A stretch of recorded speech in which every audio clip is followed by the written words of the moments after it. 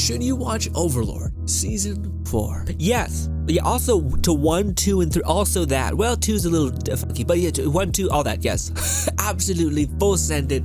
Brilliant. Love the show to pieces. Don't think I talked to you guys enough about it. So alas, let's get into why you should watch Overlord Season 4. Well, first of all, Overlord seasons are always pretty good, but they kind of come and go depending on what they kind of get into. Some people may love the Lizard arc, the quite heavy deviation and watching lizards bang. Other people may enjoy seeing Albedo at any possible moment. I'm the latter. Others also like some politics, some world building, some conquest of nations, some up the ante for what is already a giant up the ante. Everyone in Osric being basically gods.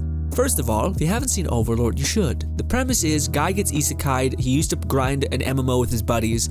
Godly did they grind a lot and created like world tier, crazy max endgame level gear.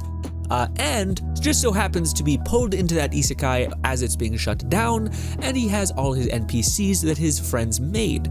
Some fun things are sprinkled in here, like all the members were undead. The reason why that's relevant is because it seems like you take on the persona of what your character was, i.e. undead, having the trait of basically nullifying a heavy emotion, staying rock solid centered at every possible point. And all of the members created NPCs, which were kind of crazy. Some of them are inverses of each other, so a girl who dresses like a boy. Others were supposed to be contradictions to themselves, like Albedo being everything wonderful in the world, but also a bitch, but that was changed. All these things. So Overlord, fantastic premise set up. This madman called Ainz, who's an undead god powerhouse, nutso, all that, is now set out on this world and trying to find his friends again. Kind of crazy when, you know, there's a whole world and yeah. Okay, all right. And if you're still on the fence for watching it, one of the things that Overlord does incredibly well is its storytelling, specifically in regards to morality, where you knowing a monster, let's say, even someone who is unarguably evil and bad, if they have a personality, if they have some moral baseline, some sort of principle that they live by, it gives you like this calmness within a storm, almost like a sturdy bit of something to bet on. Like, you know, you can bet on both Demiurge's and Albedo's love for Ainz. Same could be said for most Floor Guardians, but all of them are morally absent / chaotic evil, neutral evil, lawful, not even lawful good, just lawful. These are all like morality things within storytelling, D&D things. Anyways, point being, Overlord constantly like treats humans like livestock, and within the incredible telling of the story and the personalities of these characters, you actually are okay with it. You're okay with the darkness. You're okay with the grossness because our characters are the ones that matter, okay? For in this weird way, the person was able to angle the story. All you really care about is if Ainz is gonna make it out, and if Demiurge, and if everything, and they don't hold back on being like, no, people be getting eviscerated, okay? It's bad, okay? And you feel a little odd. You feel like, I feel like I'm trading up my team, Team Humanity, going down the drain. Some people want to do that, but this is a show that kind of makes you be okay with that. And to me, if you think about how you care for these people, these characters that are unequivocally demonstrous, but because they have personality, they have these things that they truly care about and they hold dear, it in a way humifies them, I don't know, tribifies them, makes them feel like they're a part of your tribe, even though they would murder all of us. So it's just great storytelling, basically. Anyways, as we progress through seasons of wonderful brilliance, we eventually get to this point, which is a little bit of spoilers, but not quite. I'll be honest, Overlord's one of those things where things happen and they're kind of obvious the way in which they happen, but the execution of them happening is pretty rad and stellar and larger than life. You know, like wiping an army kind of situation in like one spell, but it also, the spell like lasts 40 seconds or something, and it like wrecks the shit. It's a whole thing. If you put down Overlord and need an excuse to go watch the newest season, I would highly advise this one. This one to me brought it all the way back to, it's probably gonna be one of my favorite seasons out of the whole lot that we were given.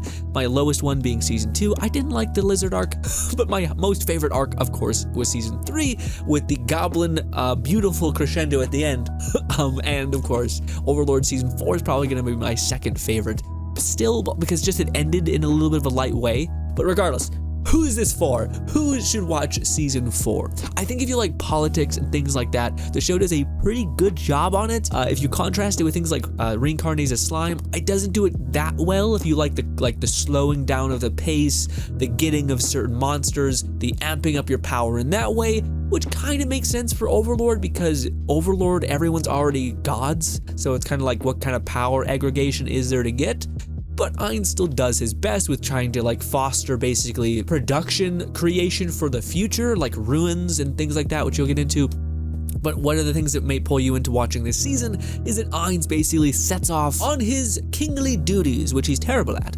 Basically just checking off boxes, letting Demiurge and Albedo do the thing while he pretends, and simultaneously fails his way into success, or Ainz is just... I think Ainz is a mixture of very intelligent and clever, but also ungodly lucky and has terrible self-worth because he's always like, I don't know what I'm doing. But then there's these moments where he's like, I'm 5D chessing this. I'm sorry. Back to the story. There's a moment where Ainz whips his Hadra out on the table and like just beats the hell out of a nation's greatest warrior that's fucking fire as hell. Check that out. More cute elf twins doing things. I wish that's my only negative for the season personally, is I wish they would have went into the other residents of Idrisil. I wish they would have went into their story more. They kind of just keep the main 5 up and at 'em. There's a cool girl with like, you'll see, she's the coolest, and she's actually I think one of the only good, quote-unquote good morally people in the castle. Anyways, I digress. If you also like the aggregation of power and the introduction of new races, you're also going to be sitting pretty with this season. Ainz sets off on a journey to basically go find dwarves, to specifically find out how they create ruins. Great arc, solid as hell. Really love it when they go into like Ainz with one of his followers doing anything. It's kind of cool to see them bounce off of each other. I don't think they do it enough. But yes, limited little sparks, but nothing quite spoilery of what actually takes place. But these are all the things that they kind of cover within the series, as well as just straight up conquering the kingdoms. And just conquest and etc. But alas, we get plenty of Albedo. Well, maybe not for some of you. We also get plenty of Ainz actually doing some pretty cool like 5D chess things. I will say, to me though, the reason why I'd put season 3 above this one for me personally is because I think it ends quite, it kind of ends in a whimper. I feel like they kind of had to rush through the arc and they didn't really get to slow down and show like these cataclysmic things happening, like seeing the elf girl like devastate a city. They kind of were just like, they're just conquering a land and we don't get to see any of that. And instead, we get to see like weird moments with Clive. And I'm like, okay, what about the other things? Anyways, so the ending to me was not as solid, kind of whimpered out. But I also think that kind of makes sense because, again, at this point, they're trying to move the story along. And yeah, one thing I will say, though, is if you are on the fence for like saving Overlord Season 4 for when you really want to see a good-ass show, which I do on occasion, I would say this is not a bad series to actually do it with as much as I'm telling you to watch it. The reason why is because we have a movie coming out probably within a year or two, maybe more, but we are still probably 4 or 5 years away from a season 5, which is going to apparently be the last season, although they may do some weird anime things and stretch it, who knows. But the reason why is because there are 2 more volumes and the author wants to wrap it up in those 2. One of those volumes, I believe, or the 15th volume is going to basically be what the movie covers. And then the last 2 are going to come out, so it's going to take around 1 volume per year with 2 years of development or something or other like that. So just expect it to be a long ways away. Overlord was still coming out at a snail's pace, but now we have a cap of like minimum maybe 2 or 3 years, 4 or 5 years. So you can rewatch it a couple times. But yeah, this series is great. I would highly advise watching it. The novels I've heard nothing but great things about. This is a show that is the complete package. Similar to Reincarnated Slime and such, I love it to bits. I think you should watch it. It definitely delivers, and in fact, overly delivers on the power fantasy, badassery, all those things. Highly would suggest it. Thank you kindly for your time. Enjoy the rest of your day. Watch this damn show. It'll make your life better. Or worse, because it's kind of depressing at times. Love you to bits. Consider subscribing, and goodbye.